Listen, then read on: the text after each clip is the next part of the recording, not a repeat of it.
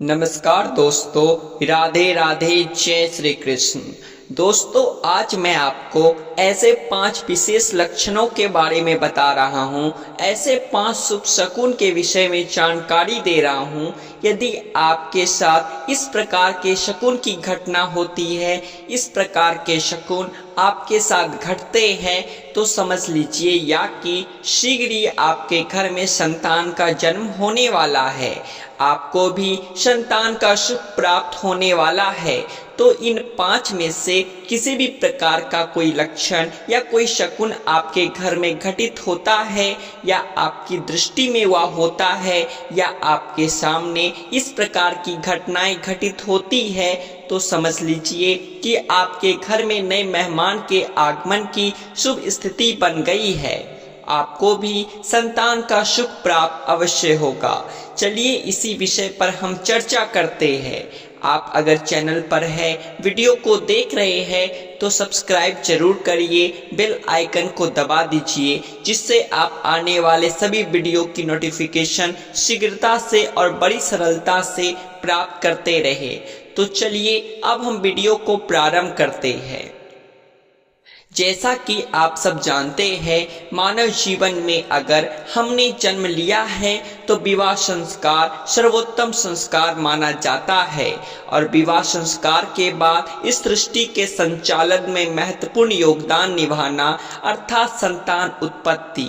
जो व्यक्ति संतान उत्पन्न करता है और अपने जीवन में बड़े ही जीवन योग को प्राप्त कर लेता है, जिसके कारण वह स्वर्ग का अधिकारी हो जाता है। जी हाँ, सभी कार्यों में सबसे उत्तम पुण्य माना जाता है संतान को प्राप्त करना, संतान को जन्म देना, उसका लालन पालन करना और उसे योग्य बनाना। जी हाँ, यही सबसे अधिक महत्वपूर्ण पद कहा गया है। यहाँ तक कि धर्म ग्रंथों में कहा गया है कि जो पुरुष या स्त्री अपने पुत्र के पुत्र अर्थात अपने पौत्र का दर्शन कर लेता है, उसका मुख देख लेता है, तो ऐसे जातक का मोक्ष हो जाता है, ऐसे व्यक्ति का मुक्ति हो जाता है, उसे स्वर्ग लोक की प्राप्ति हो जाती है। इसीलिए संतान का होना परम आवश्यक माना गया है, और संतान का सुख दुनिया में केवल एकमात्र ऐसा सुख है जो आपके जीवन में सबसे अनोखी और अद्भुत अनुभूति आपको कराता है, क्योंकि संतान का सुख बहुत ही अद्भुत और भाग्य से मिलने वाला सुख होता है, जिसे हर कोई प्राप्त करना चाहता है।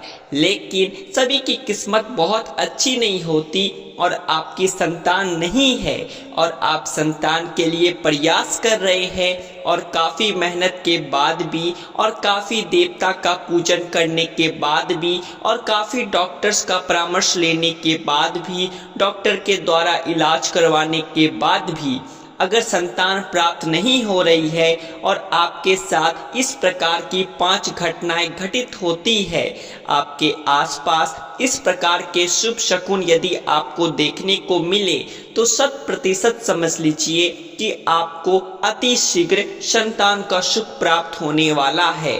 आपको बहुत ही जल्द संतान का सुख मिल जाएगा। तो चलिए हम बात करते हैं। सबसे पहला जो शकुन है, यदि आपको यह दिखाई देता है, तो इससे भी 100% कह सकते हैं कि शीघ्र ही संतान का सुख प्राप्त हो जाएगा। और सबसे पहला जो शकुन है वह है सपने में भगवान श्री कृष्ण के दर्शन होना। जी, आप भगवान श्री कृष्ण के अगर आपको स्वप्न में दर्शन होते हैं, और किसी भी प्रकार से आप भगवान श्री कृष्ण का सपने में पूजन करते हैं या उनका दर्शन करते हैं, तो समझ जाइए कि शीघ्र ही आपको संतान का सुख प्राप्त होने वाला है। आपके घर में नया मेहमान आने वाला है। दूसरा जो शुभ संकेत है, जो आसपास हमारी घटनाएं घटित होती है, उन्हीं से हमें इस विषय में अंदाजा लगा लेना चाहिए।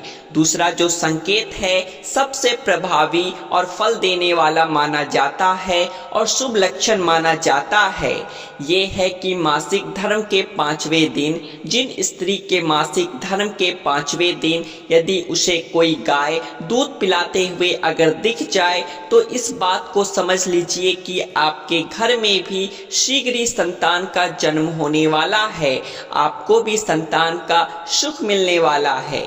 अगला जो नियम है, यदि आपके घर में कोई मेहमान आता है और कोई भी अतिथि आपके घर में आता है और घर में जैसे ही वो आता है तो बच्चों से संबंधित कोई भी खिलौना लेकर आए, बच्चों के लिए चॉकलेट बिस्कुट आदि यदि वह लेकर आता है, यहाँ पर विशेष रूप से खिलौने को बहुत अधिक महत्व देना चाहिए। यदि वह खिलौना लेकर आता है तो समझ लीजिए कि वह अतिथि आपके घर में एक नए मेहमान की खुशखबरी लेकर आया है और आपको भी शीघ्र ही संतान का सुख प्राप्त होगा, जो आप काफी समय से इंतजार कर रहे थे संतान के लिए, वह आपकी इच्छा शीघ्र ही पूरी होने वाली है।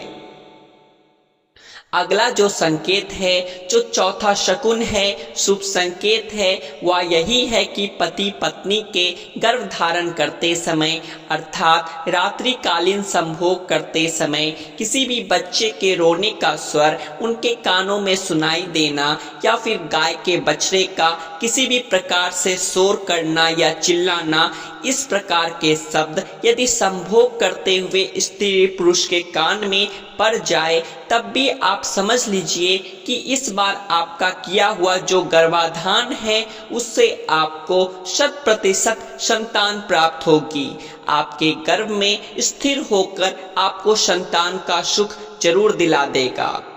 अगला जो शुभ संकेत है वह शुभ संकेत ये है कि भगवान का यदि आप पूजन कर रहे हैं और पूजन करते वक्त आप संतान के लिए प्रार्थना कर रहे हैं और संतान के लिए भगवान से स्तुति कर रहे हैं, उनसे प्रार्थना कर रहे हैं और संतान का वरदान आशीर्वाद अगर आप उनसे मांग रहे हैं तो उस समय भगवान के ऊपर से पुष्प का खिसकना, माला का खिसकना या भगवान को चढ़ाए हुए फल का खिसकना या लड़खड़ा कर आपके पास आ जाना, ये स्थिति भी आपको संतान सुख देने के लिए सबसे ज्यादा महत्वपूर्ण और भगवान का आशीर्वाद स्वरूप में आपको यह प्राप्त होता है।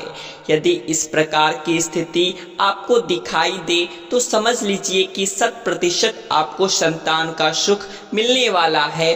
आपके घर में कोई नया मेहमान आने वाला है जिसके साथ आप अपना पूरा जीवन व्यतीत करेंगे। संतान का सुख आपको प्राप्त होगा। जीवन में नित्य नए अवसर आपको प्राप्त होंगे। संतान से संबंधित जो परेशानी काफी समय से चली आ रही बाधाएं दूर हो जाएगी और आपको भी संतान का सुख प्राप्त होगा। तो इसमें से किसी भी प्रकार का कोई भी लक्षण यदि आपको दिखाई दे तो आप समझ लीजिए कि आपको शीघ्र ही संतान का सुख प्राप्त हो जाएगा। विशेषकर इन लक्षणों को उस समय ज्यादा ध्यान में रखना चाहिए जब आपका मासिक धर्म चल रहा हो या फिर मासिक धर्म आने के बाद पंचम रात्रि से लेकर फुलवी तक। जी हाँ, 5वें दिन से लेकर उस दिन तक यदि इस प्रकार की कोई स्थिति बनती है तब तो यह योग 100% आपको संतान का सुख देने वाला होगा। इसमें किसी भी प्रकार का संदेह नहीं करना चाहिए और यह जो योग है, जो शुभ संकेत है, आपको इसलिए आपकी दृष्टि में आ रहे हैं, इसलिए आप ही को नजर आ रहे हैं कि कहीं ना कहीं आपका भाग्य चमकने वाला है, आपको भी संतान का सुख मिलने वाला है और यह स्थिति जो है आपको 100% संतान का सुख देने वाली मानी जाती है। इसमें विशेष रूप से मैं आपको एक और विशेष और प्रभावी उपाय आपको यहाँ पर बता देता हूँ। यदि आपके घर में काफी लंबे समय से संतान नहीं है और आप संतान के लिए कठिन परिश्रम कर रहे हैं, देवी देवताओं का पूजन कर रहे हैं तो इसके लिए आपको एक बहुत छोटा सा और सामान्य आपको एक उपाय करना है। वह उपाय ये है कि जब भी आपको देवी या देवता का जिसका भी आप पूजन करें तो पूजन करने के बाद आपको अपने मासिक धर्म के 5वें दिन भगवान को खीर का भोग अवश्य लगाइए। आप अपने परिजन किसी भी परिजन से भगवान के लिए नैवेद्य में खीर बनाकर उनसे कहिए कि भगवान का उसे भोग लगाए, क्योंकि और जो स्त्री होती है वह अपने मासिक धर्म के साथ देने तक पूजन करने के योग्य नहीं मानी जाती है। इसीलिए अपने पति से कहे या अपने परिवार के किसी भी सदस्य से आप कह सकते हैं कि आपके मासिक धर्म के 5वें दिन भगवान को खीर का नैवेद्य लगाए और खीर का नैवेद्य लगाने के बाद उस खीर को आपको सूर्य की रोशनी में ले जाना है। पर आपको ध्यान में यह रखना है कि वह सूर्य का उदय का जो समय है उसी समय आपको सूर्य की रोशनी में उस खीर को लेकर जाना है और भगवान सूर्य नारायण का स्मरण करते हुए, भगवान सूर्य नारायण का ध्यान करते हुए और सूर्य नारायण की सन्निधि में अर्थात सूर्य की रोशनी में बैठकर अपने मन में संतान प्राप्ति की मनोकामना करते हुए उस खीर को आपको ग्रहण कर लेना है। और यह उपाय भी जबरदस्त है और एकदम सही और सटीक तरीके से आपको संतान का सुख देने वाला रहेगा।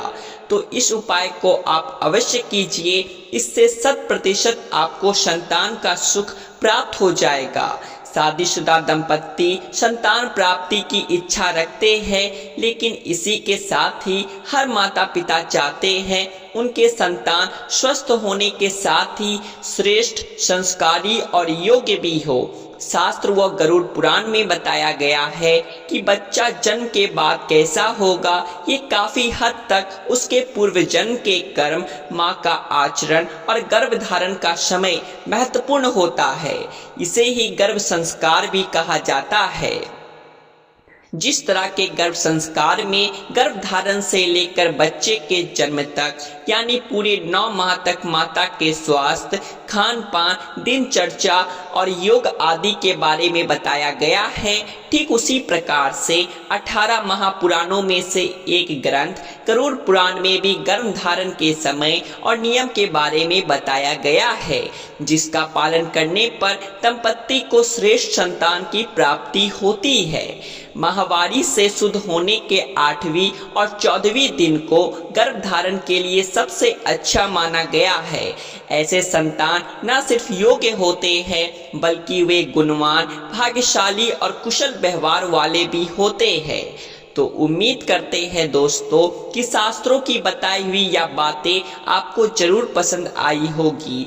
अगर आपको यह वीडियो अच्छी लगी हो तो चैनल को सब्सक्राइब करके वीडियो को लाइक और कमेंट बॉक्स में जय श्री कृष्ण लिख दीजिएगा। राधे राधे, जय श्री कृष्ण।